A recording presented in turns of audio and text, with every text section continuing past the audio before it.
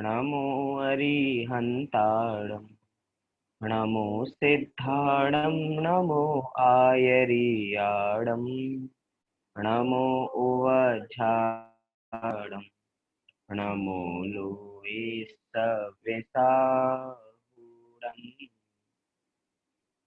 मङ्गलं भगवान् वीरो मङ्गलं गौतमो गणी मङ्गलं कुन्दकुन्दाद्यो जैन धर्मोऽस्तु मङ्गलम् आत्मा ज्ञानं स्वयं ज्ञानं ज्ञानादन्यत् करोति किं परभावस्य कर्तात्मा मोहोऽयं व्यवहारिणाम् अज्ञानतिमिरान्धानां ज्ञानाञ्जनशलाकया चक्षुरुन्मीलितं येन तस्मै श्रीगुरुवे नमः। तस्मै श्रीगुरुवे नमः।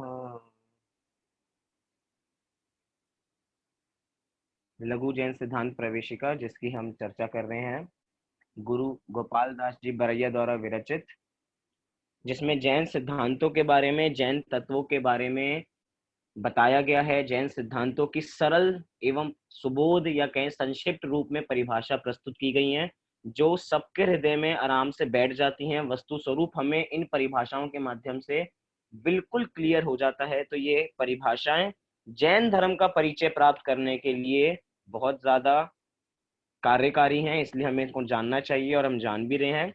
आज एक बहुत बढ़िया विषय जिसके बारे में हम चर्चा करने जा रहे हैं, या कहें कि एक ऐसा विषय जो हमारी जिंदगी को बदल सकता है, या थोड़ा और इसकी तारीफ करूं इस विषय की, जिसको कहते हैं आर्ट ऑफ लिविंग, जो हमें जीवन जीने की कला सिखाता है, जो हमें मोक्ष मार्ग तक पहुंचा सकता है, जो हमें सुखी बना सकता है, जो हमें अनंत संसार से बचा के मोक्ष का रास्ता दिखा सकता है। ये ऐसा इतना बढ़िया विषय जिसकी हम चर्चा करने जा रहे हैं, चार अभाव।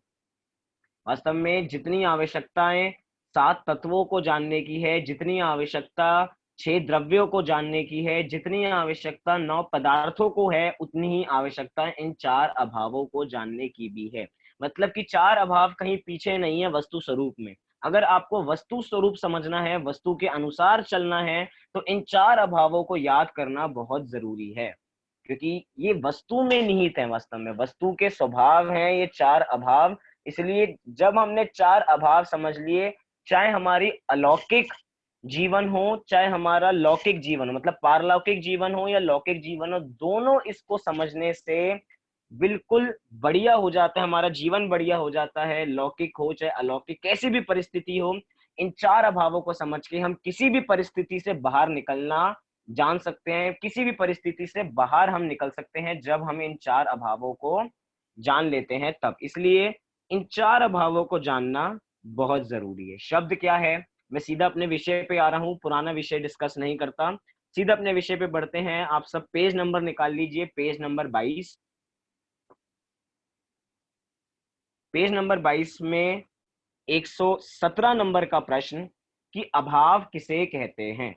क्या अभाव किसे कहते हैं? मैंने पहले ही बता दिया कि अभाव चार होते हैं। तो कौन से वो चार अभाव होते हैं, इन सब विषयों पे हम बात करने वाले हैं। कौन से अभाव होते हैं? हम जगत में बहुत सारी चीजों का अभाव देखते हैं। हम बात करें चार अभाव की, तो हो सकता है रोटी, कपड़ा, मकान और पैसा। इन चीजों का हमारे पास बहुत ज्यादा अभाव है। हाँ जी, हाँ जी, चलिए बहुत बढ़िया, आपने चार अभाव बताए। हम बात कर रहे हैं हमें किस चीज का अभाव है। हम कहेंगे हमारे पास रोटी का अभाव है, कपड़ा का अभाव है, रोटी, कपड़ा, मकान, और चौथा क्या, हमारे पैसों का भी बहुत अभाव है। क्या हम इन अभावों की चर्चा करने जा रहे हैं? वास्तव में जैनियों के पास इस चीज की तो कमी नहीं है, उनके पास रोटी, कपड़ा, मकान तो पूरा है। लेकिन आज कोई मरा जा रहा है तो पैसे के पीछे मरा जा रहा है, पैसे के पीछे, हाय राम, हर समय पैसा पैसा पैसा। व्यक्ति सुबह उठता है, रात को सोता है, एक ही विचार करते हुए अधिक से अधिक पैसा कैसे कमाया जाए, अलग अलग तरकीब लगाता है। पूरा दिमाग, अपना पूरा उपयोग, जो उपयोग आत्मा को जानने में लगाना था, वो उपयोग कैसे पैसा कमाया जाए, उसको समझाने में, उसको निकालने में ही अपना पूरा उपयोग लगा देता है। लेकिन वास्तव में ये तो लौकिक अभाव है। इन लौकिक अभावों को विचार के तो हमें दीनता आती है। हमें अपना स्वरूप लगता है कि हाय राम, मेरे पास गाड़ी नहीं है, मेरे पास बंगला नहीं है, मेरे पास बहुत बढ़िया पैसे नहीं है, मेरे पास जो भी आपको सबसे बढ़िया चीजें लगती हो, मेरे पास ये सब कुछ नहीं है। ऐसा विचार विचार के बार बार बारंबार विचार करके हमें दीनता आती है। लेकिन जिन अभावों की हम आज बात करना चाह रहे हैं, इस अभाव का विचार कर हमें ऐसा पता लगेगा कि हमारी अंतरंग की दीनता मिट जाएगी इस अभाव को जान के। लौकिक की अभाव को देखेंगे तो दीनता आएगी, लेकिन इस जैन धर्म के अभाव को समझ लोगे तो अंतरंग में जितनी भी दीनता है वो सब दूर हो जाएगी। क्योंकि हम ऐसे अभावों की चर्चा करने जा रहे हैं जो वस्तु स्वरूप से रिलेटेड है, जो हमें वस्तु के स्वभाव से जोड़ता है, वस्तु के गहराई तक पहुंचा देता है कि वस्तु ऐसी है, इसीलिए चिंता करने की कोई बात नहीं है। ये वास्तव में वो चार अभाव हैं। कौन से? पहले हम अभाव की परिभाषा जान लेते हैं कि अभाव होता क्या है, अभाव शब्द बना कैसे है। उसके बाद ही हम जान पाएंगे कि अभाव कितने हैं और कितनों की क्या क्या परिभाषाएं हैं, क्या क्या इसका स्वरूप है। उसके बाद ही हम ये सब कुछ समझ पाएंगे। तो अभाव, अभाव शब्द में दो शब्द हैं, अ प्लस भाव। कौन से दो शब्द हैं? अ प्लस भाव इज इक्वल्स टू अभाव। मतलब कि अ मतलब होता है नहीं, अ मतलब होता है नेगेटिव सेंस में, अ अर्थात नहीं, और नहीं क्या? भाव। तो भाव का नहीं होना ही अभाव है। एक परिभाषा तो आपको ये मिली क्या? कि भाव का नहीं होना ही अभाव है।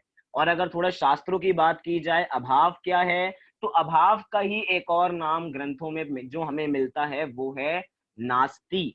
वो क्या है? नास्तित्व। नास्तित्व धर्म। जैसे कि अभाव एक वस्तु का धर्म है, ऐसे ही नास्तित्व भी वस्तु का एक धर्म है। उसी का पर्यायवाची है कि नास्ति, कि दूसरे की मेरे में नास्ति है, इसी का नाम है अभाव। कि आपकी मेरे में नास्ति है, आपका मेरे में अभाव है, यही है अभाव। कि दूसरे का मेरे में नहीं होना, दोनों द्रव्य भिन्न भिन्न होना, इसी का नाम है अभाव। वास्तव में ये अभाव इतना जरूरी है। अगर अभाव नहीं हुए तो कोई चीज, सारी जो जगत की अनंत वस्तुएं हैं, जगत की अनंत वस्तुएं नहीं बन पाएंगी अगर हम अभाव को नहीं मानेंगे तो। मैं कहता हूं आपको ये क्या दिखाई दे रही हैं? आप सब कहेंगे ये तो आपकी 5 उंगलियां हैं। अब आप बताइए, मैं इन्हें 5 उंगलियां कह पा रहा हूं तो कैसे कह पा रहा हूं? ये 5 उंगलियां इसीलिए कह पा रहा हूं, क्यों? क्योंकि एक उंगली में दूसरी उंगली का अभाव है। अगर एक उंगली में दूसरी उंगली का अभाव नहीं होता तो मैं ऐसा नहीं कह पाता कि मेरे पास 5 उंगलियां हैं। मेरे पास एक ही उंगली बचती, क्योंकि इसका इसमें अभाव हो, इसमें इसका, इसमें इसका, इसमें इसका, बचे एक। ऐसे ही जगत में अनंत द्रव्य हैं, तो अनंत द्रव्य इसलिए हैं क्योंकि सब वस्तुओं के पास एक अभाव धर्म है। सब वस्तुओं का एक दूसरों में आपस में अभाव है, कोई आपस में मिलता जुलता नहीं है। परिभाषा की ओर थोड़ी बाद में जाऊंगा, पहले हम उदाहरणों के माध्यम से बात समझें कि वास्तव में अभाव है क्या। एक का दूसरे में अभाव होना ही अभाव है। इसका इसमें अभाव होना, जैसे मैं कहूं कि हमने घड़ा बनते हुए देखा हो या नहीं देखा हो, तो हम ये तो जानते हैं कि कुम्हार घड़ा बनाता है। मैं आपसे पूछना चाहता हूं, कुम्हार का घड़े में अभाव है या नहीं है? कुम्हार का घड़े में अभाव है या नहीं है? बहुत लोग कह रहे होंगे हाँ है, कुम्हार का घड़े में अभाव है। जब कुम्हार का घड़े में अभाव है तो बताइए, बहुत सिंपल सा उत्तर है, ज्यादा सोचने की बात नहीं है। कुम्हार का घड़े में अभाव है। अगर अभाव नहीं होता, दोनों एक होते तो दोनों काम कर रहे होते, दोनों एक जैसे होते कि कुम्हार घड़ा रूप हो जाता और घड़ा कुम्हार रूप हो जाता। लेकिन आज तक कोई भी कुम्हार घड़ा रूप नहीं हुआ और कोई भी घड़ा कुम्हार रूप नहीं हुआ। इससे पता लगता है कि घड़ा और कुम्हार दोनों जुदा जुदा वस्तु हैं। अब सिंपल सा प्रश्न, क्या कुम्हार घड़ा बनाता है? क्योंकि जैसे ही हम अभाव को जान लेते हैं कि एक द्रव्य में दूसरे द्रव्य का अभाव है, उसी के साथ हमें यह भी पता लग जाता है कि एक द्रव्य दूसरे द्रव्य का कुछ करता नहीं है। पॉइंट थोड़ा नोट कीजिए कि जब हमें ये पता लगा कि एक द्रव्य का दूसरे द्रव्य में अभाव है, तब हमें ये भी पता लगता है जब दोनों का अभाव है तो ये इसका कर्ता भी नहीं है। कुम्हार का घड़े में अभाव है, घड़े का कुम्हार में अभाव है। अब आप बताइए, कुम्हार घड़ा बनाता है या नहीं बनाता है? निश्चय की दृष्टि से बात की जाए, तत्वों की दृष्टि से बात की जाए, या अभी अभाव के प्रसंग में हम बात करें तो हम कह सकते हैं नहीं कुम्हार घड़ा नहीं बनाता। कुम्हार घड़े को बनाने में निमित्त जरूर है, लेकिन घड़ा वास्तव में वो नहीं बनाता। अगर एक भी समय ऐसा हो जाए कि कुम्हार घड़ा बनाने लग जाए, तो जैसे ही कुम्हार एक घड़ा बनाए, कुम्हार का अभाव हो जाना चाहिए। फिर दूसरा घड़ा बनाने के लिए एक और कुम्हार की लाओ, फिर वो वापसी घड़ा रूप हो जाएगा। फिर एक और हमें घड़ा चाहिए तो एक और, मतलब कि एक घड़े बनने के लिए एक कुम्हार, लेकिन हम देखते हैं एक ही कुम्हार सैकड़ों घड़े बना देता है। क्यों? क्योंकि एक एक घड़े में उसका अभाव है, वो दोनों एक वस्तु नहीं है। मैं पूछना चाहता हूं, चाकू से फल बिनता है, या चाकू से जो सब्जी है वो समारी जाती है, अलग हो जाती है। अब बताइए, क्या चाकू से सब्जी या फल बिनारी जाती है? हाँ या नहीं? बहुत लोग कह रहे होंगे हाँ बनारी जाती है, हाँ अलग हो जाती है चाकू से। लेकिन आप बताइए, क्या दोनों में अभाव है या नहीं है? चाकू और सब्जी में बिल्कुल अभाव है। अगर अभाव नहीं होता, हम चाकू से सब्जी बिना रहे होते और चाकू सब्जी में लीन हो जाता, या सब्जी चाकू में लीन हो जाती, तो हमें किसी की आवश्यकता पड़ जाती। सोचिए, मैं सब्जी बना रहा हूं और सब्जी साफ करते करते, सब्जी को बनाते बनाते वो चाकू ही सब्जी में लीन हो गया, अब चाकू गायब हो गया। अब कल मुझे एक और नया चाकू लाना पड़ेगा। या तो ऐसा हो कि सब्जी में चाकू लीन हो जाए या चाकू में सब्जी लीन हो जाए, तो हम मार्केट जाएं और मार्केट से सब्जी लाएं। हमें पता है सब्जी लेकर आएंगे तो चाकू तो उसके साथ फ्री आने वाला है। क्यों? क्योंकि दोनों तो एक हैं। लेकिन वास्तव में दोनों एक नहीं है, दोनों अलग अलग हैं। अब मेरा प्रश्न फिर से है, क्या चाकू से सब्जी बनती है? उत्तर आना चाहिए, चाकू से सब्जी नहीं बनती। अगर चाकू से सब्जी बन रही होती तो चाकू और सब्जी एक हो जाते, और लेकिन कभी भी एक नहीं होते, हमेशा दो बने रहते हैं। इससे हमें पता लगता है कि दोनों कितनी जुदा जुदा वस्तु हैं। इन दोनों में निमित्त नैमित्तिक संबंध है कि चक्कू से सब्जी बननी थी तो वो बन गई, ऐसा निमित्त था और ऐसा नैमित्तिक कार्य होना था, तो उपादान उपादेय शक्ति काम करी और सब्जी बन गई। लेकिन वास्तव में दोनों में उपादान उपादेय संबंध नहीं था, दोनों में निमित्त नैमित्तिक संबंध था, मतलब जुदा जुदा थे। बस उसके अंदर कार्यकारी थे, या उपयोग मात्र उसमें निमित्त थे उस सब्जी को बनने में। मतलब कि एक द्रव्य का दूसरे द्रव्य में अभाव है। इतनी बड़ी बात हमें एक अभाव नाम का प्रिंसिपल, अभाव नाम का गुण, ये हमें सिखाता है कि एक द्रव्य का दूसरे द्रव्य में अभाव है। वास्तव में अभाव कितना बड़ा काम करता है कि अभाव हमें ये सिखाता है कि पर की हमारे में नास्ती है। क्या? कि पर के गुण हम में प्रवेश नहीं कर सकते, पर के दुर्गुण हम में प्रवेश नहीं कर सकते। क्यों? क्योंकि हमारे गुणों के बाहर एक अभाव नाम का गुण चौकीदार के रूप में बैठा हुआ है, जो कहता है कि मैं किसी अन्य गुण को अंदर प्रवेश करने नहीं दूंगा। क्यों? क्योंकि वो अपनी सीमाओं को लांघ नहीं सकता। कोई भी अपनी सीमा को उल्लांघ नहीं सकता, कोई भी अपने पहुंच से बाहर काम कर नहीं सकता। ऐसे ही एक अभाव नाम का गुण है जो प्रत्येक द्रव्य में रहता है और कहता है कि मैं अन्य द्रव्य की अपने में नास्ती करता हूं, कि अन्य द्रव्य मेरे में वास्तव में कुछ भी नहीं कर सकता है। परिभाषा बहुत सुंदर दी गई कि एक पदार्थ में दूसरे पदार्थ के ना होने का नाम ही अभाव है। परिभाषा क्या दी? कि एक पदार्थ में दूसरे पदार्थ का ना होने का नाम ही अभाव है। परिभाषा तो बहुत सरल लगती है, हमें लगता है कि हाँ ये तो हम जानते ही हैं, दोनों चीजें अलग अलग है, मैं अलग हूँ, मेरे बच्चे अलग हैं, मेरे घर अलग है, मेरी गाड़ी अलग है, मेरा पैसा अलग है। हाँ मैं जानता हूं कि एक द्रव्य दूसरे द्रव्य से अलग है, लेकिन उसको जानना ही मात्र जानना नहीं है, उसको अप्लाई करना, तब कहेंगे कि हाँ हमने वास्तव में इस तत्व को जाना है कि एक द्रव्य दूसरे द्रव्य से बिल्कुल जुदा है। वास्तव में इन तत्वों को, इस अभाव नाम के धर्म को जान के हमें इतनी निर्भीकता आनी चाहिए, या कहें कि हमें सारा डर हमारा भाग जाना चाहिए कि एक द्रव्य में दूसरे द्रव्य का अभाव है। कभी कभार हमारे साथ अनेक ऐसी परिस्थितियां घटती हैं कि कोई हमें सामने वाला गाली दे देता है तो हम आकुलित होने लग जाते हैं। इसने मुझे गाली दे दी, इसने मेरे साथ बहुत बुरा बोला, और हम आकुलित होने लग जाते हैं। उस समय अगर इस अभाव को हम याद करें कि भैया एक द्रव्य में दूसरे द्रव्य का अभाव है, उसकी गाली उस तक सीमित है, मेरे तक सीमित नहीं है, उसकी गाली मेरी गाली तब बनती है या उसकी गाली मैं तब लेता हूं जब मैं उसको ग्रहण करता हूं। वास्तव में मैंने उसकी गाली को ग्रहण किया ही नहीं है, वो कितना ही बोलता रहे, अपनी गाली तू अपने पास रख।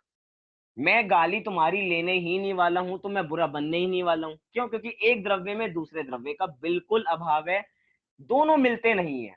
इसलिए बिल्कुल एक द्रव्य में दूसरे द्रव्य का अभाव है, दोनों आपस में कभी त्रिकाल में मिलने वाले नहीं है। जब हम इसके लाभों की बात करेंगे कि इन चार अभाव को जानने का लाभ क्या है, तो हमें पता लगेगा कि वास्तव में हम इन चार अभाव पे इतना फोकस क्यों कर रहे हैं। वास्तव में सोचिए, अभाव, बहुत बार ऐसी हम बहुत सारी पंक्तियां सुनते हैं, आपने भी सुन रखी होगी कि आपको जिस चीज की महिमा जाननी है, एक बार उसको अपने जीवन में से उसका अभाव करके देखो, तो आपको उस चीज की, उस वस्तु की अहमियत समझ में आती है, उसका अहम समझ में आता है कि वो कितनी जरूरी है। अभाव है। अभाव का एक बार सोचो कि अभाव नहीं होता तो क्या होता। सोचिए, अगर अभाव नहीं होता तो आप नहीं होते आज, आप कुछ और हो जाते, आप किसी और द्रव्य में मिल जाते। एक पेन और दूसरा पेन, दो पेन अलग अलग हैं, ये दो उंगली अलग अलग है, तो मैं इनको दो उंगली कह पा रहा हूं। अगर ये दोनों मिल जाती तो ये एक हो जाती, हमारा काम नहीं बन पाता। क्रिकेट की जो 11 लोगों की टीम होती है, उसको 11 लोगों की टीम हम कब कह पा रहे हैं? तब जब कह पा रहे हैं जब 11 अलग अलग मेंबर हमें दिखते हैं। अगर वो आपस में एक हो जाते तो क्या क्रिकेट खेला जा सकता था? क्या क्रिकेट की टीम बन पाती? नहीं बन पाती। क्यों? क्योंकि अलग अलग, एक द्रव्य का दूसरे द्रव्य में अभाव है। यहाँ पे तो कहेंगे कि एक द्रव्य के गुण का दूसरे द्रव्य के गुण में अभाव है। और इससे भी ज्यादा बात अंदर जाके कहें तो एक द्रव्य की एक पर्याय का उसी द्रव्य की दूसरी पर्याय का अभाव है। मतलब एक द्रव्य की दो पर्याय उठाओ और दोनों पर्यायों में अभाव है। एक पर्याय का दूसरी पर्याय में अभाव है। चार अभावों में जो दो अभाव हैं, वो वास्तव में पर्याय बेस्ड हैं, या कहें कि जो तीन है, शुरू के चार अभावों में से जो तीन अभाव हैं वो पर्याय के ऊपर बेस्ड है। जो कहते हैं कि एक पर्याय दूसरे पर्याय से बिल्कुल भिन्न है, उसका कुछ भी करना उसमें सक्षम नहीं है। एक पर्याय दूसरी पर्याय का कुछ नहीं कर सकती है, कुछ सुधार बिगाड़ नहीं कर सकती है। थोड़ी थोड़ी मैं अभावों के बारे में आपको बात बताता चलूंगा। कल विस्तार से हम एक एक अभाव के बारे में जानेंगे कि प्राग भाव क्या होता है, प्रध्वंसा भाव क्या होता है, अन्योन्या भाव क्या होता है, और अत्यंता भाव क्या होता है। अभी सामान्य चर्चा हम देखते हैं चार अभावों की। शुरुआत में कह दिया कि एक द्रव्य का दूसरे द्रव्य में अभाव, या एक द्रव्य में दूसरे द्रव्य का ना होना, इसका नाम अभाव है। और कितने बताए? ये बताए आपको चार। कितने होते हैं? चार होते हैं अभाव। पहले आप सब नाम याद कर लीजिए। वैसे आप सब लोगों को नाम जरूर पता होंगे, पता होने चाहिए। और जिन लोगों को नहीं पता हो जल्दी से याद कर लीजिए, बहुत सरल है। पहला है प्राग भाव। क्या है? प्राग भाव। अब आप लोग इसमें प्राग भाव में इसके भी दो टुकड़े कर लीजिए शब्दों के। आपको लग रहा होगा प्राग भाव ऐसा शब्द नहीं है। प्राग भाव जब एक साथ बोलते हैं तो प्राग भाव बोलेंगे। वास्तव में शब्द क्या है? प्राक, क आखिरी में, और फिर आएगा अभाव। जब क और अ मिल गए तो ग बन गया, तो हो गया प्राग भाव। वास्तव में क्या है वो? प्राक प्लस अभाव, क्योंकि हम अभावों की चर्चा कर रहे हैं, भावों की चर्चा नहीं कर रहे हैं। तो पहला क्या है? प्राक अभाव इज इक्वल्स टू प्राग भाव। दूसरा क्या है? प्रध्वंस अभाव, जिसको एक करके कहते हैं प्रध्वंसा भाव। प्रध्वंसा भाव, प्रध्वंसा अभाव। तीसरा क्या है? अन्योन्या भाव। तीसरा क्या है? अन्योन्या भाव। अन्य अन्य अभाव, तीनों को मिला दीजिए तो क्या बनेगा? अन्योन्या भाव। और चौथा क्या है? चौथा है हमारा अत्यंता भाव, कि अत्यंत प्लस अभाव इज इक्वल्स टू अत्यंता भाव। तो ये चार अभाव के नाम हैं। पहला प्राग भाव, प्रध्वंसा भाव, अन्योन्या भाव, और अपना अत्यंता भाव। इसमें से जो शुरू के तीन हैं, प्राग भाव, प्रध्वंसा भाव और अपना अन्योन्या भाव, ये शुरू के तीन अभाव तो पर्याय के ऊपर बेस्ड हैं। किसके ऊपर बेस्ड हैं? ये शुरू के तीन पर्याय के ऊपर बेस्ड हैं। और जो चौथा है अत्यंता भाव, वो द्रव्य के ऊपर बेस्ड है। जब हम इसका डीप से स्वरूप समझेंगे तो आपको सब समझ में आ जाएगा हमने ऐसा विभाजन क्यों किया है। पहले के तीन किस पे बेस्ड हैं? पर्याय की अपेक्षा ये तीन हैं शुरू के, प्राग, प्रध्वंस और अन्योन्या। और जो चौथा है अत्यंता भाव, वो द्रव्यों की अपेक्षा है, वो द्रव्य पे अप्लाई होता है, वो पर्याय पे अप्लाई नहीं होता। एक तरीके से द्रव्य गुण पर्याय जगत में जितनी वस्तुएं हैं सब इन चार अभाव में गर्भित हो गई, क्योंकि ये चार अभाव सारे ही द्रव्यों पे अप्लाई होता है। ऐसा नहीं है कि कुछ द्रव्यों पे अप्लाई होता और कुछ द्रव्यों पे अप्लाई नहीं होता, ये सभी द्रव्यों पे अप्लाई होता है। थोड़ी थोड़ी चर्चा की करके आपको इसका संक्षेप कहें या थोड़ा थोड़ा सार बताऊंगा कि प्राग भाव क्या होता है, प्रध्वंसा भाव क्या होता है। बहुत सरल उदाहरणों के माध्यम से, शब्दों के माध्यम से ही हमें समझ में आ जाएगा कि यहाँ पे क्या कहना चाह रहे हैं, क्योंकि शब्द बहुत कुछ बोलते हैं अपने में। पहला क्या है? प्राग अभाव।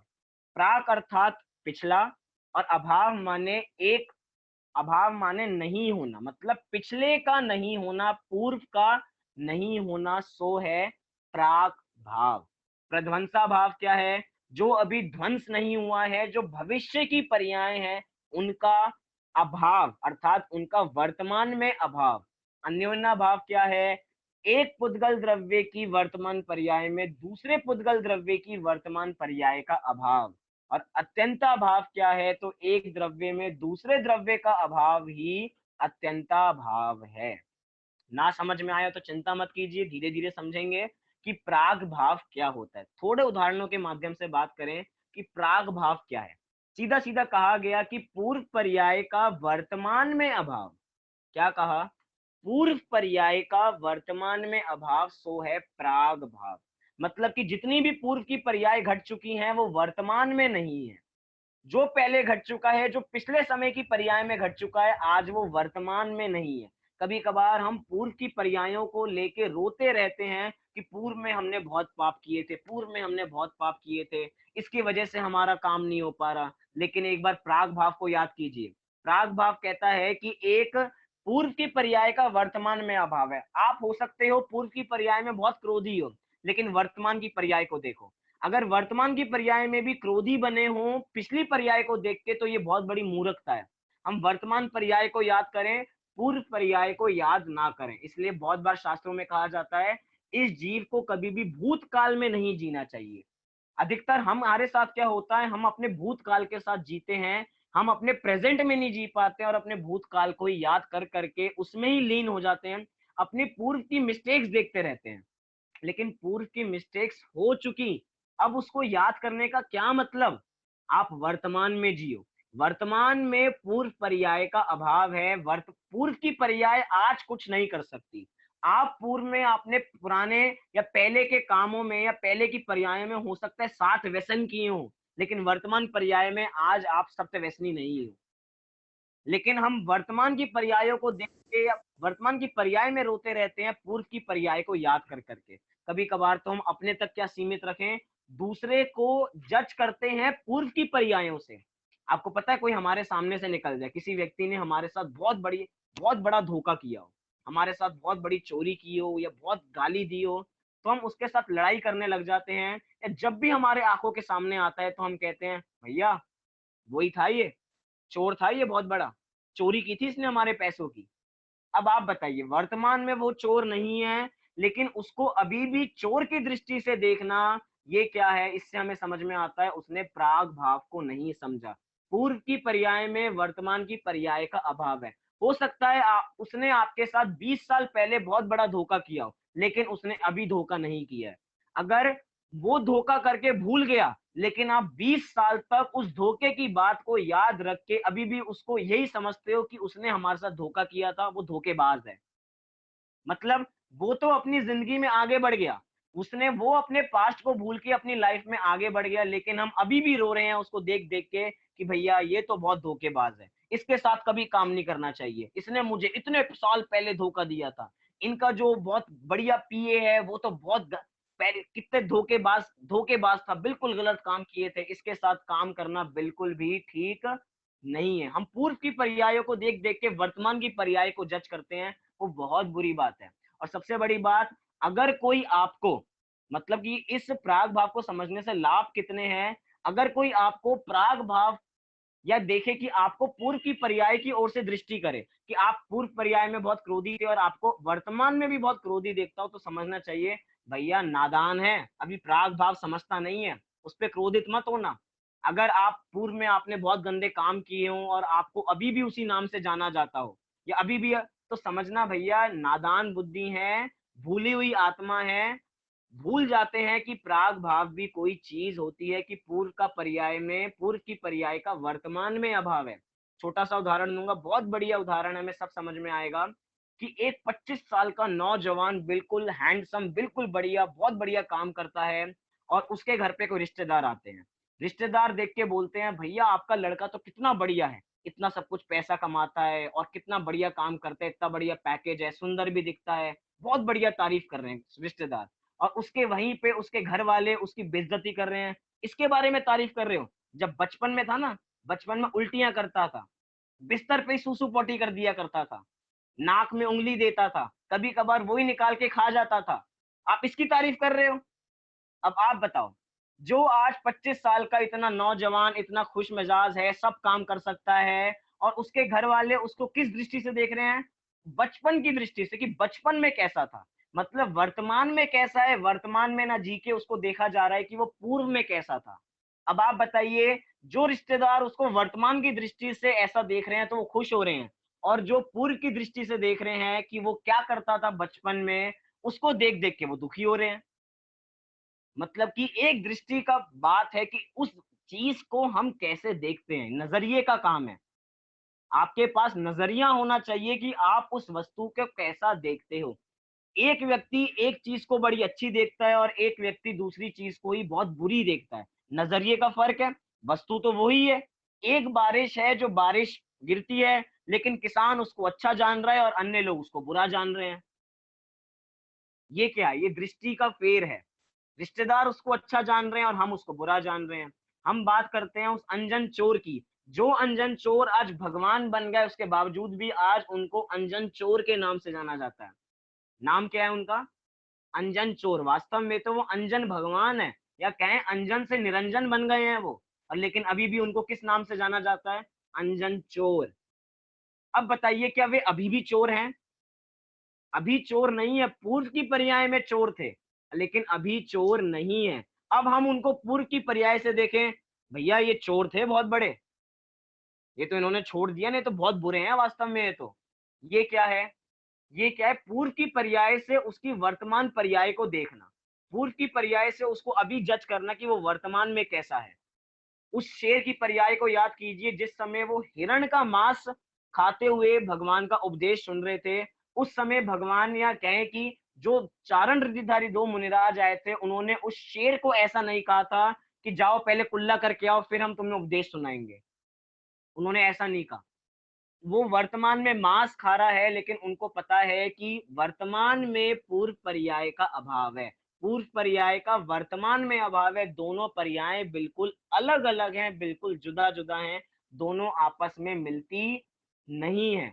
हम सब चीज को पूर्व की पर्याय से देखते हैं। हम अपने घर वालों को पूर्व की पर्याय से देखते हैं, इन्होंने पूर्व में मेरे साथ बहुत बुरा किया था, देखूंगा मैं इनको। कभी कभार तो सालों की लड़ाई हम ऐसे याद रखते हैं अपने मन में कि इन्होंने मेरे साथ ऐसा किया था, इसलिए मैं इनके साथ ऐसा करूंगा। तीन चीजें होती हैं, आपके फोन में भी तीन चीजें होंगी, आपको भी याद होनी चाहिए। एक होता है फॉरवर्ड, एक होता है सेव और एक होता है डिलीट। तीन चीजें क्या होती हैं? एक होता है फॉरवर्ड, एक होती है डिलीट और एक होता है सेव। अब आप देखिए, इन तीनों चीजों में से आप क्या करते हैं? हमारे साथ क्या होता है, हम बहुत सारी बुरी बुरी चीजों को फॉरवर्ड करने में लगे रहते हैं। जैसे मैसेज फॉरवर्ड करते हैं, ऐसी अनेक बातें हम फॉरवर्ड करते चले जाते हैं। हमारे समाज में कुछ बेकार हो जाएगा, ऐसा नहीं होगा कि हम उपगुहन करें, उसको छुपाएं, हम और उसको बढ़ाते हैं, और उसको बढ़ाते हैं, जिसको कहते हैं फॉरवर्डिंग करना, और आगे तक बढ़ाना। पूर्व की पर्याय का वर्तमान में अभाव है, लेकिन उसको अभी भी इसी दृष्टि से देखना और उसको औरों को बताना, ये है फॉरवर्ड। दूसरा होता है सेव कर लेना। बहुत बार कहा जाता है कि ये हमारा जो दिमाग है, ये कोई डस्टबिन नहीं है जिसमें हम कुछ भी भर लेंगे। बुरी से बुरी चीज हम सब याद रखते हैं और अच्छी से अच्छी चीज हम भूल जाते हैं। डस्टबिन नहीं है जो आए उसमें कचरा फेंक के चला जाए। हम पूर्व की पर्यायों को अभी क्यों याद रख रहे हैं? पूर्व में जो हो चुका वो हो चुका। मैं पूछना चाहता हूं, आप पूर्व की पर्यायों को अपने दिमाग में सेव करके भी चल रहे हैं तो चलिए, लेकिन उससे होने क्या वाला है? क्या उससे आपका कुछ सुधार हो सकता है? चलिए छोड़िए, आपका सुधार नहीं हो सकता। क्या किस कभी आपके सामने वाले का सुधार हो सकता है? तो आपका उत्तर होगा सामने वाले का सुधार नहीं होगा। क्या मेरा सुधार हो सकता है? क्या किसी थर्ड पर्सन का सुधार हो सकता है? जब किसी का भी सुधार नहीं हो सकता, ना मेरा सुधार होगा, ना आपका सुधार होगा, ना किसी थर्ड पर्सन का सुधार होगा, तो उस बात को हम अपने दिमाग में क्यों रखे हुए हैं? हमारे पास एक बटन होता है, डिलीट नाम का बटन। तीसरा बटन क्या है? डिलीट नाम का बटन। ऐसी बातों को तुरंत डिलीट कर देना चाहिए, बिना पढ़े, बिना सोचे समझे। क्रोध आया है तो आके चला गया। एक समय का क्रोध था, वो कब गया हमें पता नहीं लगता, लेकिन उस एक समय के क्रोध को हम जीवन भर लेके बैठे रहते हैं। इन्होंने मेरे साथ ऐसा किया था। जब घर पे रिश्तेदार आए थे, सबको इन्होंने 2-2 रसगुल्ले दिए थे और इन्होंने मुझे 1 रसगुल्ला दिया था। इतनी छोटी-सी बात लेके ये साल भर बैठा रहता है कि जब मुझे 1 रसगुल्ला दिया और इनको 2 रसगुल्ले दिए, देखो अब मेरे घर पे आएँगे ना, अब मैं भी इनके साथ ऐसी खातिरदारी करूँगा।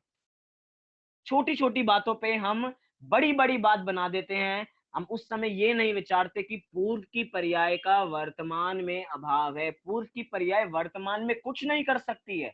क्षमता नहीं है उसमें कुछ करने की। हम अपने पास्ट का कुछ नहीं कर सकते। पास्ट की बात क्या करूँ मैं, हम अपने फ्यूचर का कुछ नहीं कर सकते। जो बहुत बड़े-बड़े लोग कहते हैं हम पास्ट का तो कुछ नहीं कर सकते, लेकिन फ्यूचर तो हमारे हाथ में है। अब आप बताइए हम फ्यूचर का क्या कर सकते हैं? हम बहुत बड़े-बड़े सपने देखते हैं कि हम ये बनेंगे, वो बनेंगे, ऐसा काम करेंगे। कभी-कभार हम बहुत बड़े-बड़े प्लान्स बनाते हैं। अगर हम कोई तीर्थ यात्रा पे जा रहे हों, हम शिखर जी की यात्रा पे जा रहे हों, 1 महीने पहले टिकट हो जाती है। और 1 महीने टिकट पहले होके मन में इतने विचार आते हैं, जब ऐसी चढ़ाई कर रहा हूँगा, 1 बजे उठूँगा, 1 बजे नहा लूँगा, 2 बजे यात्रा करने चलूँगा, फिर 4 बजे वहाँ पे पहुँच जाऊँगा, फिर यहाँ पे ये रुकूँगा, फिर आराम करूँगा, फिर दर्शन करूँगा, ये करूँगा।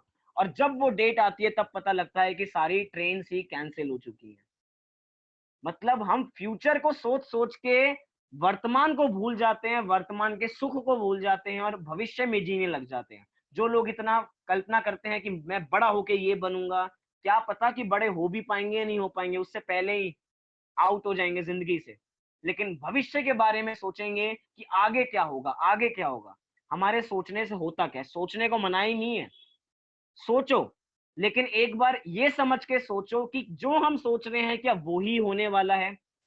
अगर वो ही होने वाला है तो आपका सोचना सार्थक है। लेकिन आज तक किसी भी पुरुष का वैसा कुछ हुआ है जो उसने सोचा हो?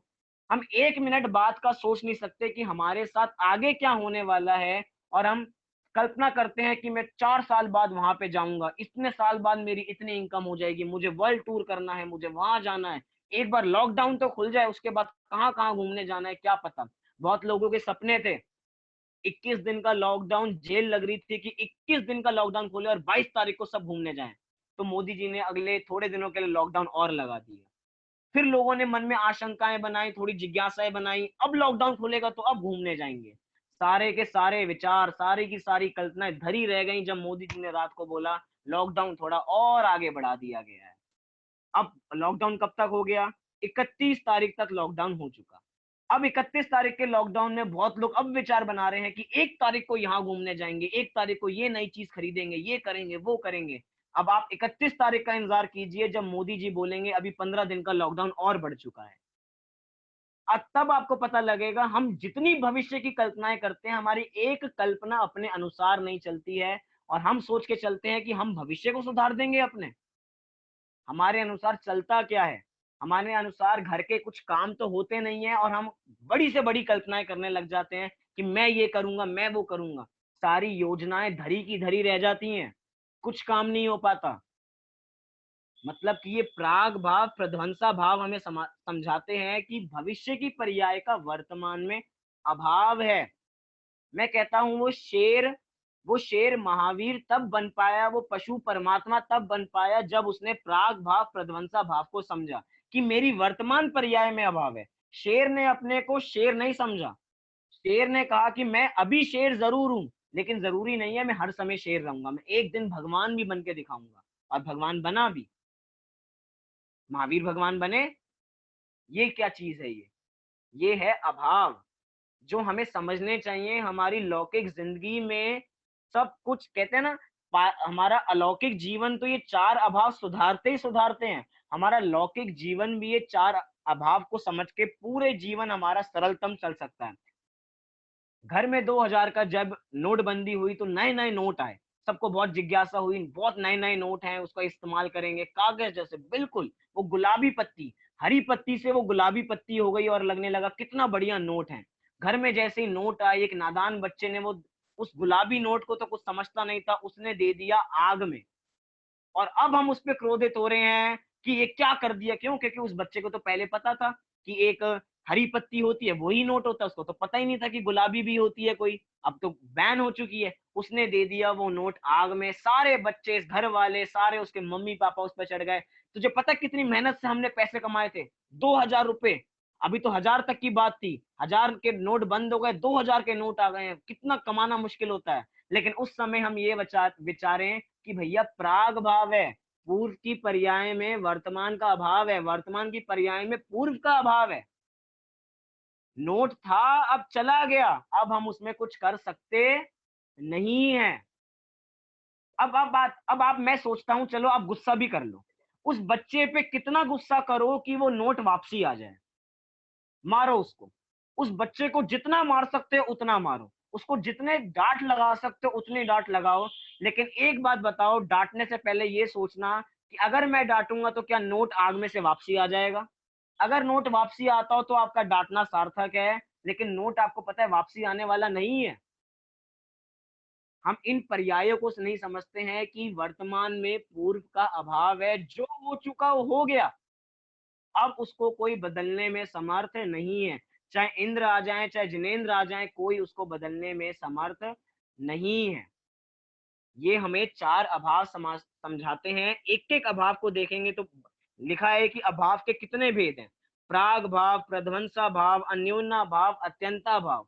और थोड़ी अपेक्षाओं से बात करूँ तो अभाव हम और अपेक्षाओं से देख सकते हैं। द्रव्य की अपेक्षा अभाव, क्षेत्र की अपेक्षा से अभाव, काल की अपेक्षा से अभाव, भाव की अपेक्षा से अभाव। कैसे-कैसे?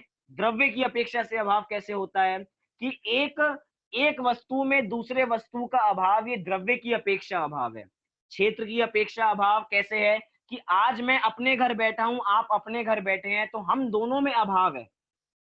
आप ग्रीन पार्क में बैठे हैं, कोई झांसी में बैठा है, कोई कहीं बैठा है, तो सब अपनी अलग अलग जगह पे बैठे हैं। ये है क्षेत्र की अपेक्षा से अभाव।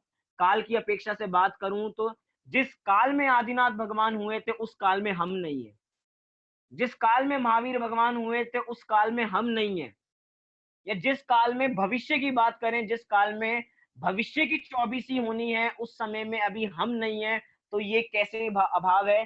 ये अपना काल की अपेक्षा अभाव है। भाव की अपेक्षा बात करूं तो दो द्रव्यों के जो भाव हैं, जैसे कि नमक का खारापना और चीनी का मीठापना, ये दोनों भाव दोनों में जुदा जुदा हैं, बिल्कुल अलग अलग है। चीनी का मिठास चीनी के साथ रहती है और नमक की खारापना नमक के साथ रहता है। मैं सोचता हूँ कभी-कभार, नमक क्या कभी अपना स्वभाव छोड़ सकता है? क्या चीनी कभी अपनी स्वभाव छोड़ सकती है? कभी नहीं छोड़ सकती। आप कभी भी उस चीनी को चेक नहीं करते हैं, जब भी आपसे कहा जाए ज़रा 1 गिलास शिकंजी बना दीजिए, कि पहले चीनी को चख के देखते हो कि भैया अब मीठी है या नहीं है?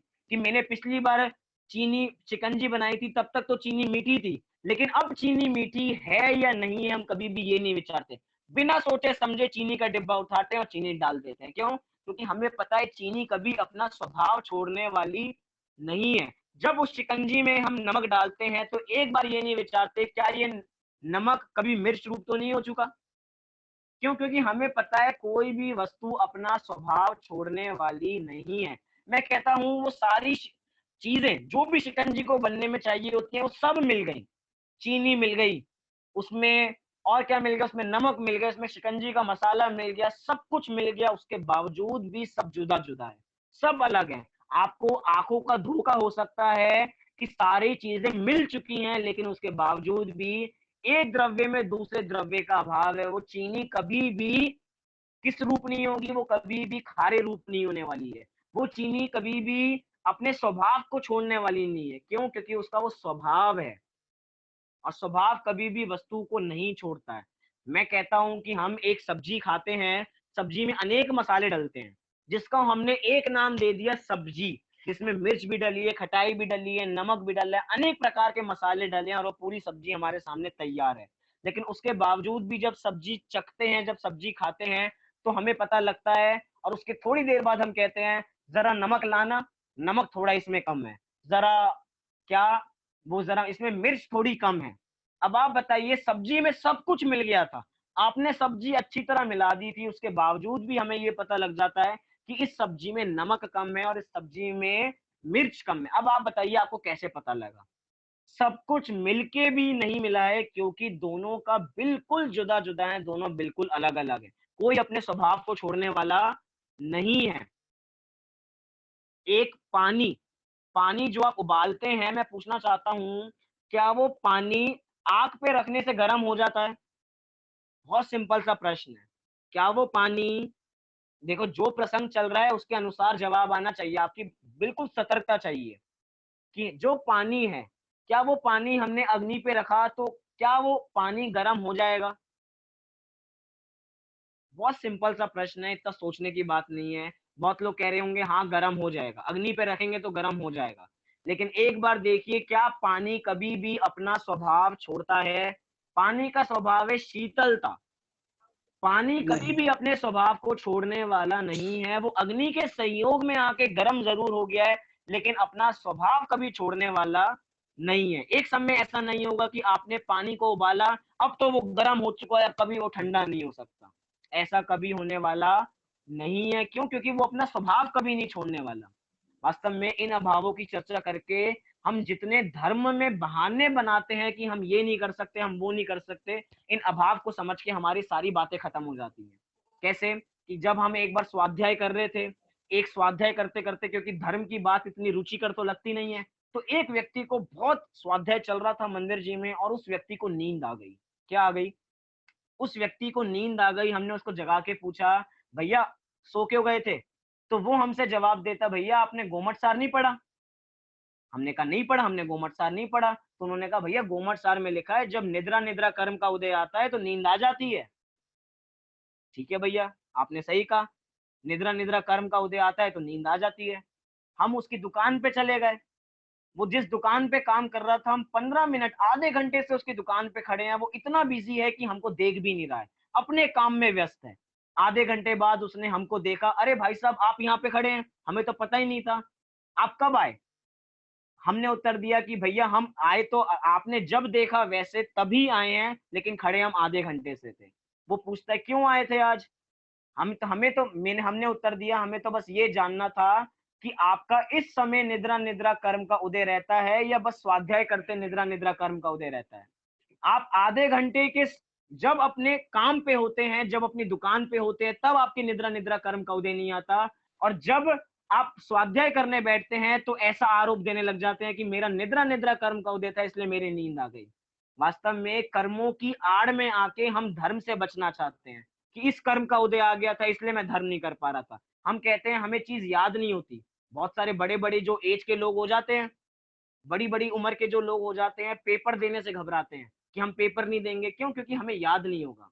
मैं पूछता हूँ, उन सबको भी याद होता है।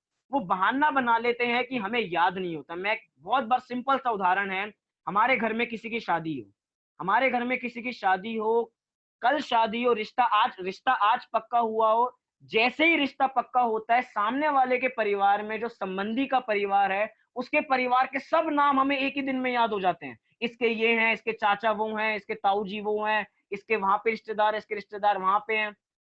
तुरंत 1-2 घंटे में हमें पूरे रिश्तेदारों की लिस्ट मिल जाती है, याद हो जाता है 1 घंटे में, और हम कहते हैं कि हमें जिनवाणी याद नहीं होती है। अब आप बताइए, जिनवाणी याद नहीं होती है, तो वास्तव में जिनवाणी याद नहीं होती है या आपकी वहाँ पे रुचि नहीं है? बार-बार जिनवानी की आड़ लेके कहते हैं, हमें याद नहीं होता, हमारी इतनी बुद्धि नहीं है, हम तो बिल्कुल मंदबुद्धि हैं, आप बहुत अच्छे हो जो आपको याद हो जाता है। भैया याद तो सबको सब कुछ हो जाता है, याद करने वाला चाहिए। ऐसा कैसे हो जाता है कि हमें सारे परिवार वालों का नाम याद हो जाता है, पूरे कुटुंब का नाम याद हो जाता है, बुढ़ापे में भी सबके नाम, इसके रिश्तेदार, उसके रिश्तेदार, ये वो, सगे-संबंधी सब याद हो जाता है, और जिनवानी की बात याद नहीं रहती है। हर 1 घंटे बाद हम कह देते हैं, अभी क्या बोला था हम भूल गए। थोड़ी देर में प्रश्न पूछें, आपने जो बोला वो तो हम भूल गए क्योंकि हमारी बुद्धि कमज़ोर है। मतलब बार-बार टोडरमल जी ने बहुत बढ़िया लिखा कि हमारे लौकिक कार्यों में हमारी बुद्धि बहुत तेज है, और जैसे ही हम धर्म कार्यों में आते हैं तो हमारी बुद्धि बिल्कुल कमजोर हो जाती है, हम बिल्कुल मंदबुद्धि बन जाते हैं। हम कहें कि हम भक्तांबर जी की कक्षा ले रहे हैं तो भक्तांबर जी सबको याद होना चाहिए, नहीं, हम भक्तांबर याद नहीं कर सकते। क्यों? हमारी इतनी बुद्धि नहीं है, हमें याद नहीं हो सकता। क्यों? अभी पैसे कमाने की बात करें, अभी काम की बात करें तो सब तत्पर हैं, सारे तैयार हैं, हाँ हमसे कुछ भी काम करा लो। लेकिन जैसे ही कहते हैं कि धर्म कर लो, नहीं भैया, उसमें तो हमारे कर्मों का उदय है, हमारे ज्ञानावरण्य कर्म पे इतना आवरण डला हुआ है, क्या करें, शयोपशम कमजोर है, याद ही नहीं होता है, हम सीधा कर्मों पे आरोप देने लग जाते हैं। उस समय ये क्यों नहीं विचारते कि कर्मों का मेरे में अभाव है, अभाव की चर्चा कर रहे हैं, कर्मों का मेरे में अभाव है, धर्म के कार्यों में कर्मों को आड़े ले आते हैं और लौकिक कार्यों में कुछ नहीं सोचते हैं। ये क्या है? मतलब कि हम अभाव को वास्तव में समझे ही नहीं है। कर्म एक पौद्गलिक रचना है, जीव पौद्गलिक रचना नहीं है, उससे बिल्कुल जुदा है। और उस पौद्गलिक कर्म को, उस पौद्गलिक रचना को हम अपने साथ जोड़ लेते हैं कि भैया ऐसा हो गया इसलिए नहीं हो पा रहा। मतलब ये जीव तो वास्तव में धर्म करने का वास्तव में एक बहाना होना चाहिए, धर्म करने का एक कारण होना चाहिए, नहीं तो नहीं करने के तो अनेक कारण है हमारे पास। आप एक उस कारण को ढूंढिए कि आपको धर्म क्यों करना है। आपको धर्म नहीं करना है तो अनेक कारण हो सकते हैं। हो सकता है आप बहाना कर दो कि हमें नींद आ रही है, हमारा मन नहीं कर रहा है, इतना देर काम कर लिया ऑफिस का, अब क्या, अब तो बहुत थक गए हैं, थोड़ा रिलैक्सेशन चाहिए, आज तो इनसे मिलने जाना है, आज उस काम पे जाना है, घर के इतने सारे काम होते हैं, आजकल लॉकडाउन हो गया तो घर में बहुत सारे हमें काम करने पड़ते हैं, झाड़ू पोछा सफाई, इतने सारे काम है। लेकिन जिसको धर्म करना है उसके पास एक वास्तविक कारण है, और जिसको धर्म नहीं करना है उसके पास अनेक कारण है, और वो वास्तव में कारण नहीं है, वो बहाने हैं। कारण वास्तव में एक ही होता है, सच्चा कारण एक ही होता है, बहाने कितने ही हो सकते हैं। तो वास्तव में हम उस धर्म करने के कारण को ढूंढे, जिस समय हम कारण को ढूंढ लेंगे तो धर्म कैसे करना है हमें पता लग जाएगा। इसलिए कारण की खोज कीजिए कि आप धर्म क्यों कर रहे हैं, कैसे करना है वो सब हो जाएगा, लेकिन क्यों करना है ये बात आनी चाहिए। बहुत बार हम तो अपनी वैसी जो मीटिंग होती है उसमें बहुत बार सुनते हैं वाई और हाउ, बहुत लोग खुश हो रहे हैं वाई और हाउ की चर्चा सुन के, ये वही वाली बात आ गई, लेकिन उसका यहाँ पे अभाव है। जिनको समझाना था वो सब समझ गए कि वाई और हाउ, हमारा वाई जब क्लियर होगा कि हमें धर्म क्यों करना है तो धर्म कैसे करना है वो खुद ऑटोमेटिक हो जाएगा। लेकिन धर्म क्यों करना है ये बात आनी चाहिए, हमारे चार अभाव का सारा कॉन्सेप्ट क्लियर हो जाएगा। जो भी बड़ी से बड़ी परिस्थिति आए, आप इन चार अभाव के माध्यम से उस बड़ी सी बड़ी परिस्थिति को जीत सकते हो। हम बहुत बार कहते हैं हमने कल समझाएंगे कि अभी चार्य अभाव को समझाया नहीं है, अभी तो सामान्य चर्चा की है। कल एक एक कल से हम एक एक अभाव की चर्चा करेंगे, प्राग भाव, प्रध्वंसा भाव, एक एक को कल विस्तार से लेंगे। लेकिन हम अभी अभाव समझ रहे हैं कि एक द्रव्य में दूसरे द्रव्य का अभाव है, कोई मेरा कुछ कर नहीं सकता है। सोचिए जब आपको ये समझ में आ जाएगा आपको आपका कोई कुछ नहीं कर सकता है, तो अब आप बताइए आपको किस चीज की टेंशन होगी। कोई मेरा कुछ कर ही नहीं सकता है, चोर मेरा कुछ कर ही नहीं सकते हैं, डाकू मेरा कुछ कर ही नहीं सकते हैं, कोई मुझे मार नहीं सकता, कोई मुझे गला नहीं सकता, कोई मुझे जला नहीं सकता। क्यों? क्योंकि एक द्रव्य में दूसरे द्रव्य का अभाव है। कभी कभार ऐसा स्वच्छंदी मत हो जाना, ये एक चाटा मार के कहें कि भैया एक द्रव्य तो दूसरे द्रव्य का करता नहीं है, ये तो ऐसी सी बात हो गई। मारना चालू मत कर देना। यहाँ पे ऐसा अभाव नहीं है कि एक को मारेंगे भैया, एक को मारोगे तो हो सकता है सामने वाला आपके दो मार दे, इसलिए ऐसा मत करना कि एक मार के क्या हो भैया, एक द्रव्य दूसरे द्रव्य का कुछ नहीं करता इसलिए हमने आपको मार दिया। मैंने थोड़ी मारा है, इस शरीर ने मारा है। जो करना है आपको शरीर को करो, तो भैया वो भी आपके शरीर को ही करेगा, आपको मार के कहेगा भैया मैंने आपको नहीं मारा, मैंने आपके शरीर को मारा है। तब हमें समझ में आएगा ऐसी क्या बात है। इसलिए ऐसा भी मत ले लेना। अभाव की बात क्या चल रही है, एक द्रव्य का दूसरे द्रव्य में अभाव है। मूल बात आपको ये समझानी है कि शरीर का, जिस अनादि काल से जिस शरीर को आप अपना मानते आए हो वो शरीर हमारा नहीं है, वास्तव में ये हमारा पड़ोसी है। जैसा ट्रीटमेंट हम अपने पड़ोसियों को देते हैं वैसा ही ट्रीटमेंट हमें इसे देना चाहिए। हमारे घर में कोई पड़ोसी रहने आ जाए, एक दिन रहने को आएगा तो संभाल लेंगे, दो दिन आएगा तो संभाल लेंगे, लेकिन तीसरे दिन आएगा तो उसको धक्के मार के निकालेंगे, भैया तुम्हारा खुद का घर नहीं है क्या, अपने खुद के घर पे रहो। ऐसे ही इसके साथ व्यवहार करना चाहिए। ये भी एक ऐसा ही पड़ोसी है, ये अपना नहीं है। वास्तव में ये तो अपने में ही रहता है, मैं भी अपने में ही रहता हूँ, लेकिन मेरी मान्यता इसमें रहती है कि ये मेरा है, शरीर मैं हूँ। लेकिन एक बार विचार लेंगे कि ये और मैं बिल्कुल जुदा-जुदा तत्व हैं, कोई मिलता नहीं है, तब आप बताइए आपके शरीर को कुछ भी हो, आपको ये यकीन रहेगा कि मेरा थोड़ी कुछ हो रहा है, शरीर का कुछ हो रहा है। हमारे मुनिराज जंगल में चले जाते हैं, आप सोचिए, कल्पना करके देखिए, 2 मिनट में अपनी बात को पूरी करूँगा। हमारे मुनिराज जंगल में चले जाते हैं, जहाँ पे उनके पास कुछ भी नहीं है। हमारे पास सब कुछ है, तो हम इतने भयभीत हैं, मुनिराज के पास कुछ नहीं है, उसके बावजूद भी वो भयभीत नहीं है। अब आप बताइए वो भयभीत क्यों नहीं है? वो क्या कारण है जिसके कारण उनके पास कुछ नहीं होते हुए भी वो भयभीत नहीं है? उनके पास कोई गन नहीं है, उनके पास कोई हथियार नहीं है, उनके पास कोई कपड़े नहीं है, उनके पास सर ढकने के लिए कोई छत नहीं है, उनके पास कोई कपड़े नहीं है। उसके बावजूद भी वे क्या कह रहे हैं? वे बिल्कुल निर्भीक हैं, वो बिल्कुल संसार से असार, उनको कुछ नहीं लगता। क्यों? क्योंकि उनको पता है कि वो अभाव नाम के गुण को जानते हैं कि जो भी होगा शरीर में होने वाला है, मेरा कुछ भी नहीं होता। जंगल में आप जंगल में चले जाओ तो इतने भयभीत होंगे कि जंगल में जंगली जानवर घूम रहे हैं, कभी मुझे ना कर लें, कभी मुझे खा ना लें, कभी मुझे मार ना दें। लेकिन वे मुनिराज जंगल में स्वतंत्र विचरण करते चले जाते हैं, इस निर्भीकता से कि शेर मेरा कुछ नहीं कर सकता। भयंकर से भयंकर हाथी आ जाए तो मेरा कुछ नहीं कर सकता। भयंकर से भयंकर दावाग्नि मेरे सामने आ जाए तो वो मेरा कुछ नहीं कर सकती। भयंकर से भयंकर सर्प मेरे सामने आ जाए तो भी वो मेरा कुछ नहीं कर सकता। क्यों? क्योंकि यहाँ पे अभाव घटित करने चाहिए कि एक द्रव्य में दूसरे द्रव्य का अभाव है। दोनों अपने स्वचतुष्टय में रहते हैं। उस सांप का या जो भी एक्स वाई जेड वस्तु है उसका द्रव्य क्षेत्र काल भाव उसमें रहता है, मेरा द्रव्य क्षेत्र काल भाव मेरे में रहता है। दोनों बिल्कुल जुदा जुदा हैं। पंडित टोडरमल जी की बात, अंतिम बात बोल के पूरी करूंगा कि प्रत्येक वस्तु जगत की स्वतंत्र है, सब अनादि काल से स्वतंत्र परिणमन कर रही है, कोई किसी के परिणमन कराने से परिणमित होता नहीं है। जब इस बात को हम समझ लेंगे तो हमें यार ये 4 अभाव समझना सार्थक हो जाएगा। हमें इस जितनी भी कक्षाएँ हैं चलानी सब सार्थक हो जाएँगी अगर हमें इस फ़ॉर्मूला हमें समझ में आ जाएगा 4 अभाव का तो। कल से हम और विस्तार से बात करेंगे इन अभावों के ऊपर। कल बहुत बढ़िया पर्व है, श्रुत पंचमी का पर्व, तो कल तो हम इसकी सुबह चर्चा नहीं करेंगे। हम थोड़े दिनों बाद चर्चा करेंगे जब हमारी भक्तांबर की पूरी सीरीज खत्म हो जाएगी, तब हम 31 तारीख को बहुत बढ़िया संडे को कक्षा चालू करेंगे, या एक कक्षा, जितनी भी कक्षाएं लगेंगी श्रुत पंचमी के बारे में, हमारे ग्रंथों के बारे में समझेंगे कि वो परंपरा कैसे चली, ग्रंथ हमारे सामने कैसे आए।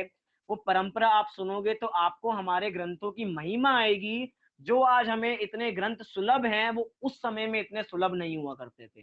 वो इतने दुर्लभ थे, इतने दुर्लभ थे जो आज हमें सुलभ हो गए हैं। इसलिए उस सुलभ चीज की महिमा करनी चाहिए, उसकी विनय करनी चाहिए। वो जब दुर्लभता हम जानेंगे तब हमें इसकी महिमा आएगी। इसलिए वो चर्चा हम 31 तारीख को करेंगे। अभी की बात को मैं पूरी करता हूँ, किसी को कुछ पूछना हो तो वे अभी पूछ सकते हैं।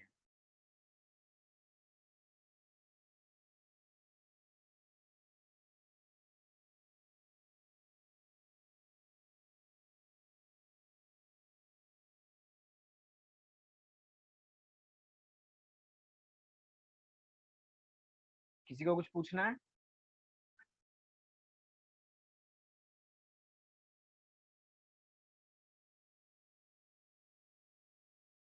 हाँ जी, मोक्ष।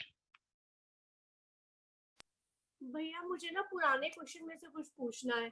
जब आपने हाँ अनेकांत समझाया था ना, हाँ तो जी। उसमें एक लाइन आई थी, आत्मा सदा स्वरूप से है और हम्म। पर रूप से नहीं। ऐसी दृष्टि ही सच्ची अनेकांत दृष्टि है। इस लाइन को प्लीज भैया एक बार एक्सप्लेन कर दो। यहाँ पे अनेकांत में बहुत बढ़िया अर्थ बताया था कि अनेकांत अर्थात अनेक जिसके अंत हो, जिसके दो पक्ष हो। तो यहाँ पे दो पक्ष आत्मा के कैसे बताए जा रहे हैं कि आत्मा स्व से है और पर से नहीं है। तो दो पक्ष हो गए, क्योंकि अनेकांत में दो पक्ष लिए जाते हैं या अनेक पक्ष लिए जाते हैं। आपको थोड़ी चर्चा याद आ रही है? अनेक पक्ष की आप अपना म्यूट खोल लीजिए थोड़ी, तब ऐसे क्लियर हो पाएगा कि हाँ। पहले की चर्चा और वर्तमान की चर्चा की दो पक्ष लिए जाते हैं। तो यहाँ पे दो पक्ष आत्मा के क्या लिए कि आत्मा स्व चतुष्टय से तो है, उसका हम्म। आत्मा का स्व द्रव्य क्षेत्र काल भाव से आत्मा है, और आत्मा पर द्रव्य क्षेत्र काल भाव से नहीं है। तो यहाँ पे 2 पॉइंट आ गए, 2 पक्ष आ गए, और जब ऐसी दृष्टि होगी तो यही हमारी अनेकांत दृष्टि होगी, ठीक है। स्व की अपेक्षा से और पर की अपेक्षा से। तो 2 ठीक। विरोधी धर्म आ गए, स्व और पर, अस्तित्व और नास्तित्व। हाँ ठीक है। तो ये 2 अस्तित्व और नास्तित्व ऐसे धर्म है। अब भैया घोतक का क्या मतलब होता है? गौतक, हाँ, घोतक होता है, घोतक क्या है ये वर्ड ना? कहाँ पे साधवाद है ये गौतक? अनेकांत का घोतक है, बतलाने वाला है। गौतक स्यादवाद नहीं, द वो है, द्योतक होता है, द्योतक, द्योतक, द ओके। जो द्योतक। विद्या में लिखा जाता है, विद्या। हाँ जी, द्योतक। Okay okay. वो द्योतक का अर्थ पता है आपको? नहीं, यही मत पूछना है दो का द्योतक मतलब। अर्थात होता है उसको बताने वाला। उस परिभाषा में भी लिखा है कि हाँ स्यादवाद लिखा है। अनेकांत का द्योतक है, द्योतक है, बताने वाला है। अर्थात वो जो स्यादवाद है वो अनेकांत को बताता है, अनेकांत को पुष्ट करता है, इसलिए वो द्योतक है। और जो अपना अनेकांत है वो द्योत्य है। 2 शब्द होते हैं, द्योतक और द्योत्य। द्योतक जो बताता है और जिसको बताना होता है वो होता है द्योत्य। तो यहाँ पे द्योत्य है अपना अनेकांत और द्योतक है अपना स्यादवाद। ठीक है। कि स्यादवाद अनेकांत को बताता है। ठीक है भैया, ठीक है भैया, थैंक यू भैया। इस विषय में अभी किसी को कुछ पूछना हो? चलिए, वैसे बहुत इजी विषय है, बहुत सरल विषय है, जीवन जीने की कला बताई गई है, इसमें ऐसा कुछ कठिन है नहीं। लेकिन इस विषय से सीखने लायक बहुत कुछ है। विषय बहुत बार सुन भी रखा हो, कक्षाओं में सुना हो, लेकिन इसको घटाने की बात है। जिस समय हम 4 अभाव अपने जीवन में अपनी परिस्थितियों में घटाना चालू कर देंगे, उस समय समझना कि हाँ, हमने आज 4 अभावों को सच्ची में समझ लिया है। नहीं तो समझना अभी तक हमने रट रखा है, समझा नहीं है। तो हम इन 4 अभावों को समझें। इसी मंगल भावना से अभी की बात को पूरी करता हूँ। कल सुबह की कक्षा यथा समय रहेगी। अभी सब अपने स्थान से 9 बार नमोकार मंत्र का पाठ करेंगे।